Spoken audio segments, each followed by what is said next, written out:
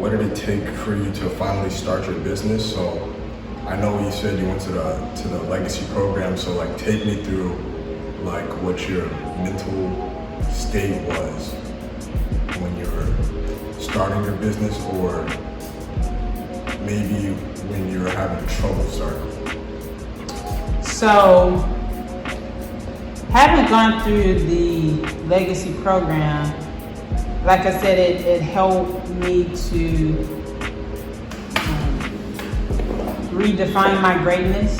I always knew there was something within me. I just would hold back for various reasons. And so, having gone through this program, it was just like I couldn't hold back anymore. Even if I wanted to, I just couldn't. So, working, I have a 9 to 5, and I recognized how miserable I was, and I couldn't understand, like, why am I so miserable? And so like I said, when I came back from New Orleans, after the feedback that I got, because it wasn't just the feedback at the brunch, it was when I ran into people that attended the brunch, like 2 weeks later, they were still raving about the waffles. And that's when I knew I'm onto something. And prior to that, though, I will say this, though, maybe about 6 or 7 years ago, I had took a staycation, grabbed the boys, and we were home away from home. And so my godson accompanied us on the trip, and of course, I packed up the kitchen and I made waffles. That's what we made. That's what I made. So he had an opportunity to have waffles for the first time, and he was probably like 9 or 10 years old. And when he tasted them, he said, "You should sell these." And I said, "Sell them?" I was like, nobody's gonna buy a waffle.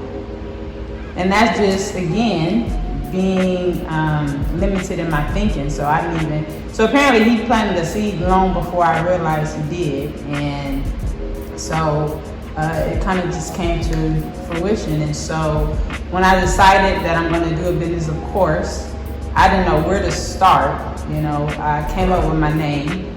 And like I said, how I came up with the name, I was in the bathroom taking a shower for some reason. I'm a genius.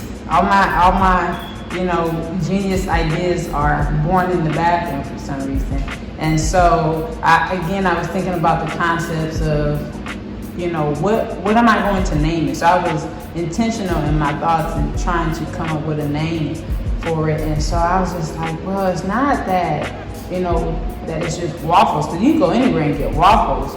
But it's the batter that makes it what it is. It's what I put in the batter. Right. Hey, batter. And that's literally how I just came up with the name. And so then it was like, okay, so now what? Now I have a name. I'm excited. I feel like I can't tell too many people because I don't want them to steal the name.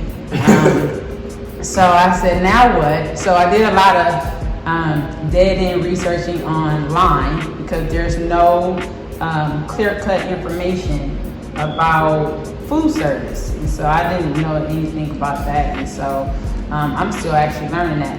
So it started with that. And so I actually started getting discouraged because, I had to get a permit for this, and, you couldn't cook this, and if you want to cook this, you had to have that. And I just said, oh boy, this is going to be more than a notion. And so, like I said, I came up with this in July, August of 2018.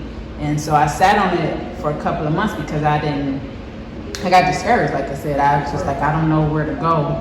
I don't know, who can help me. And so, and I just didn't know how to market myself at the time. So I had a Facebook, but I didn't think of creating a Facebook to market myself. But in January, so we entered the new year, January 5th to be specific, January 5th, 2019, I had a sample party. And so I became anxious because it was like, you said you were going to start this business, so what are you waiting on? Like, here you go again, doing this, so it's just like, all right. So I decided, it was like a last minute thing. I think I sent out invitations on the 2nd, and about 40 people showed up in the cold and almost rainy weather too. And so I had 6 different flavors that were featured. And flavors? Yeah, so it was the original flavor. It was strawberry, dulce de leche. Actually, it's dulce de leche. Banana cream, maple cream, red velvet. Did I say red velvet already? No. Red velvet, yeah. So those were the 6.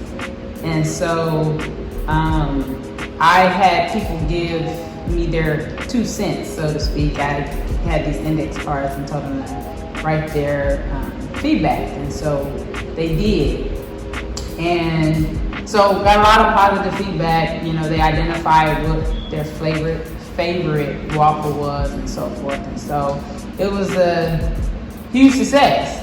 And then I didn't know what else to do anymore. So it's like, okay, that was great. Now what? Now what are you gonna do? So then I think maybe the end of January, again, I think in terms of concepts. So Valentine's Day was approaching. And so I said, ooh, I can make baskets. Because like I said, I'm creative. So I also have a niche for decorating and so forth. And so I figured I'd make these Valentine's Day baskets where you get, different things in the basket. I even featured a red waffle maker, and you got red velvet batter. And so I sold a few of those, and that's what kind of prompted me to create an Instagram page finally. I never got Instagram. I didn't understand it. I'm still trying to understand it, but I've been forced to understand it a lot better now. But at the time, I was just like, I don't get it. But I put posts up, and I was trying to, get people to buy the baskets. So I got a few people to buy the baskets, and so it was like, okay, that was cool. Now what? Okay, St. Patrick's Day is coming up. I know, let's make some green waffles. And so I came up with that. And then I finally said, okay, you gotta let people know that you have a business. So what are you, when are you gonna let people know you have this business? And so once I discovered this guy that can make logos, what happened is the end of February, now that I'm thinking about it, I attended this event in Leimert Park. And so this guy that also participated in the leadership program that I graduated from, I realized he had this amazing artistic ability, and I learned that, he did logos. And so I asked him, to create my logo. So I had this concept of what I wanted to do. And so that was another reason why I was dragging my feet too, is because I didn't have a logo. And, I'm kind of a perfectionist in a lot of ways. So I was like, well, I can't let people know who I am because I don't even have a logo yet. But, I learned that one thing I have learned about building a business is sometimes you just got to build an airplane in the sky. And, once it's all together, you'll finally be on autopilot. So